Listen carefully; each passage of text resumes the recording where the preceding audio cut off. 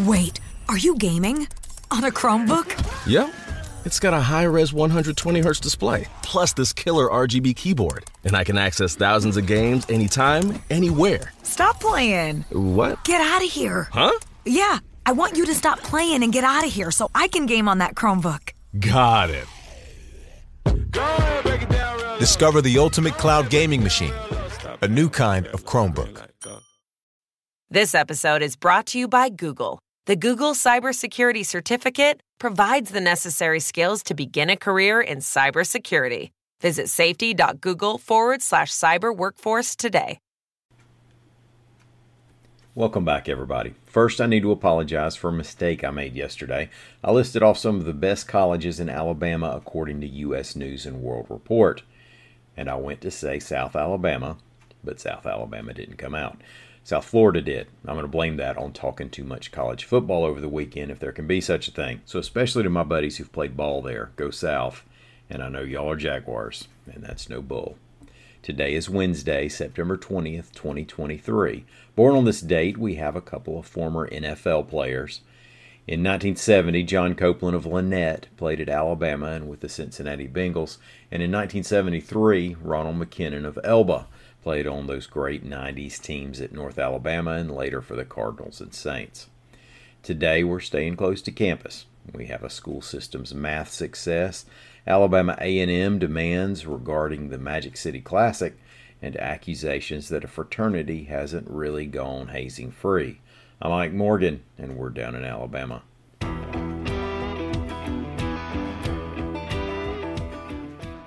The Piedmont, Alabama city school system was tops in the nation in a comparison of its students' math scores between 2019 and 2022, reports AL.com's Tricia Powell Crane.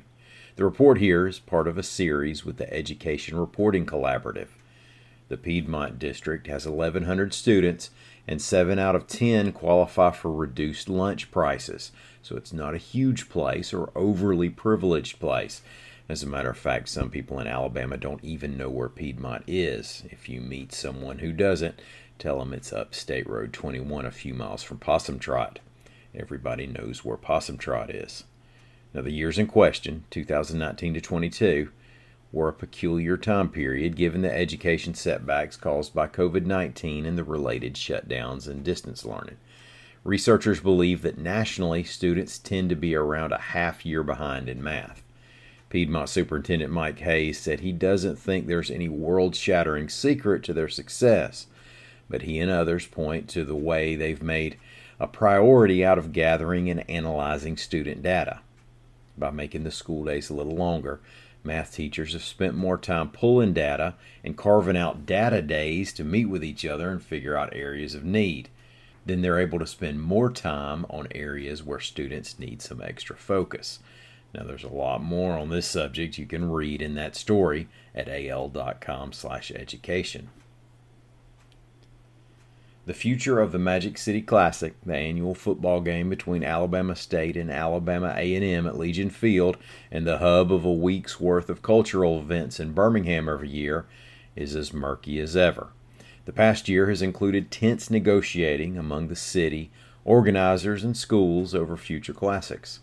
Now AL.com's Roy S. Johnson reports that Alabama A&M has sent a cease and desist letter to the Alabama Sports Council, which oversees production of the Classic, demanding that it not use the school's trademarks or images of its mascot or players to promote the Classic or sell advertising. Demands also include that A&M be able to inspect the books and records of revenue and compensation paid under an agreement with rival Alabama State. Now, we're just a little over 5 weeks away from this season's Classic, and officials aren't thrilled by the cease and desist. Birmingham Mayor Randall Woodfin said he's reached out to Alabama A&M President Daniel Wims about his disappointment. Quote, "Timing is everything, and we are 5 weeks before the Classic. This doesn't fit the tenor of good faith or relationships." A lawsuit claims that hazing is back at Sigma Alpha Epsilon, the fraternity infamous for past hazing violence, reports AL.com's Howard Koplowitz. The suit was filed in Jefferson County Circuit Court by the parents of the pledge in question. Almost a decade ago, Bloomberg News did reporting on 10 deaths linked to hazing, alcohol, and drugs at fraternity events nationally between 2005 and 2013. Bloomberg called it the deadliest fraternity in America, and the fraternity banned hazing in 2014. Sigma Alpha Epsilon was founded at the University of Alabama in 1856, and it's in Tuscaloosa where the lawsuit claims a pledge suffered a traumatic head injury while being hazed this August. The suit describes numerous demands and punishment doled out by fraternity members, including throwing objects at the victim's head. Now, defendants had not publicly commented on the claims. Note that a lawsuit represents only one side of a dispute.